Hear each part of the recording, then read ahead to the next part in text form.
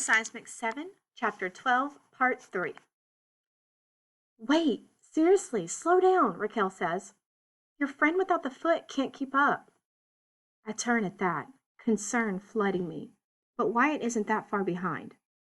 I'm keeping up just fine, Wyatt says, climbing over a fallen tree trunk. Don't hurt yourself, Raquel says, staying back to keep next to him. I can see Wyatt flush with embarrassment from here. Leave Wyatt alone, Todd says, narrowing his eyes at Raquel. He doesn't need your help. Don't yell at Raquel, Eddie snaps. I'm not yelling. Todd now turns to Eddie. I flail my arms because now the entire group has slowed down. Ugh, what does everyone not get about hurrying? She's trying to be nice, Eddie says. She's being patronizing, Todd retorts. She's just worried. If you don't like that she cares so much, then you can go back to the cave. We could have left you, you know, but we cared, so we didn't. That has nothing to do with this, Todd argues. Everyone's completely stopped walking now. I flail even more. No one pays attention to me. She's going to treat my friend like he's a baby, then I get to tell her to stop. I haven't even heard you say thank you yet, so no, you don't get to tell her anything, Eddie retorts. Oh my goodness, shut up, Kinsey shrieks. That gets everyone's attention. There's a brief moment of silence. Somewhere a bird calls in the trees above. A twig snaps as Todd shuffles awkwardly. Kinsey puts her hands on her hips. We can't waste stupid time arguing stupid things. Thank you, I exclaim, throwing my arms in the air. She ignores my response and instead points at Todd. You don't make everything your fight. Wyatt can speak for himself. She points at Eddie next. You. Raquel can speak for herself too, so stop arguing for her. She points at Raquel. You. Wyatt is awesome and doesn't need a babysitter. She points at Wyatt. You. Promise to be honest and tell us if you need to slow down. She points at me and I step backward in surprise. And you. We're all freaking out, but my legs are literally half the length of yours, so maybe don't take off like a bat out of Home Depot when we're trying not to get separated in the middle of the wilderness. I open and close my mouth. Kinsey's eyes are apologetic when they lock with mine, and I scrunch up my shoulders. She's right, on all counts. Sorry, I say. There's a round of awkward apologies. I take some deep breaths, trying to calm down. My stomach has reached the point where it actually hurts from not having eaten. It's hard to think rationally when hungry. We need to work together if we're going to get out of here and find someone to help stop Dr. Krieger, Wyatt says, motioning for us all to gather around a fallen tree with him. Let's figure out a plan of action. Thank goodness for Wyatt and his blessed common sense. Over the next few minutes, I explain my reasoning for picking the direction I started walking in, and we decide what we should say to people as soon as we encounter anyone. Once we're all on board with our next steps, we start walking again, staying close together so that we can be safe as possible if we encounter any dangerous wildlife. We're all starving. We find some wild raspberry bushes, but eating a handful of berries each does nothing to help. The only true saving grace is that the tall trees in this part of the forest provide shade so the sun can't drain us further as we walk. Sometime mid-morning-ish, Kinsey brings up the question that had been bouncing around my head ever since hearing Raquel and Eddie's story. How come you guys didn't make the news? She asks. A whole van full of kids goes missing, but I never heard anything about it. And I really should have. My grandma plays CNN nonstop. So stinking annoying. She shakes her head. You think 6 kids going missing from Inglewood would make national news? Raquel laughs. Kinsey looks my way, discomfort growing on her face. I stay quiet.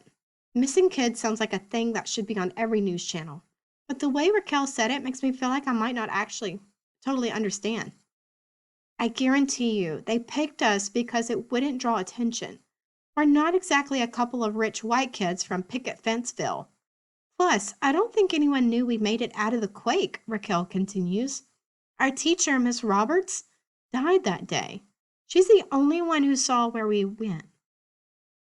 Add another punch to my gut. What? I ask. Yeah, Raquel answers. The quake killed a lot of people. Our families are okay, though, so we should be thankful for that at least. That last line sounds robotic and practiced, like this is something she said to herself before. I'm still reeling. I knew lots of people died because Aunt Pauline would text us to celebrate whenever someone was found alive in the rubble. And those texts were few and far between. But there's something about hearing about an actual specific person who died that's way harder than hearing that a bunch of nameless people did. You're sure your family's made it out? Kinsey asks. Kinsey! Todd exclaims. What? Who told them? Greer? She's lied about everything, Kinsey retorts. I wince. Seriously, Kinsey, Wyatt says, not cool. No, it's fine. It's a legitimate question, Raquel says. We wouldn't do any work until we knew what happened to our families. Eddie explains, speaking up for the first time in several minutes. We got Greer to let us go online and read the list of the missing and dead people. Our families were marked as safe. Miss Roberts was not. But that was the last time we got anywhere near a computer or phone or anything because Lucy tried to send a message to her mom. Greer stopped us before Lucy could finish, Raquel says. It was the angriest I ever saw her. Explains why she's so strict with us about tech stuff, Wyatt pieces together. I nod. Yeah, we got in big trouble for that, Eddie says.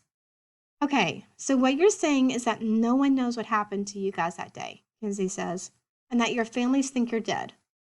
Yeah, probably. Raquel's eyes are tired. Kinsey. Todd covers his face with his hands. Think before you talk. I groan. Some squirrels dash past us to one side, climbing up a tree. Hey, this is going to turn out good, though, Kinsey elbows Eddie, who looks just about as morose as Raquel. Because they're going to find out you're not dead. And you'll get to celebrate and see them again as soon as we get the heck out of this doomsday park. A smile slowly grows across Eddie's face. Yeah, he climbs over a large tree root, a touch more spring in his step. We'll make it happen, I promise. Raquel looks at me like she wants to believe me, but can't risk it. We go silent again, no one bringing up the supervolcanic elephant in the room. The morning ticks by. I cycle between guilt trips, what Raquel and Eddie have been through, the crushing knowledge that we have set up another geological event worse than the LA quake, even the small guilt from walking ahead of the group earlier and getting called out by Kinsey. It's all spinning around in my brain, weighing down my heart. Doesn't help that I'm so thirsty I could scream. Midday, when I see a stream a ways up through the thicket, I temporarily forget my promise to not run ahead and dart forward. And then I stop in my tracks, because climbing out of the stream is a moose. Whoa, Kinsey says, it's Bambi on steroids. The giant animal lifts its massive antlers up so it can get a better look at us. Oh my goodness, nobody move, Raquel says. No need to tell me that. My feet might as well be rooted to the ground. The moose steps forward, water dripping off its brown fur, soaking the forest floor. I've seen moose before, but never, ever this close. In our documentary last year, we compared a moose to the size of a large horse. But in this moment, I realized that comparison was way off base. This thing is more like a tank. Why don't we chase it off with our drills like the bear? Todd suggests quietly. They're very powerful animals, I whisper. It's better to let it do what it wants.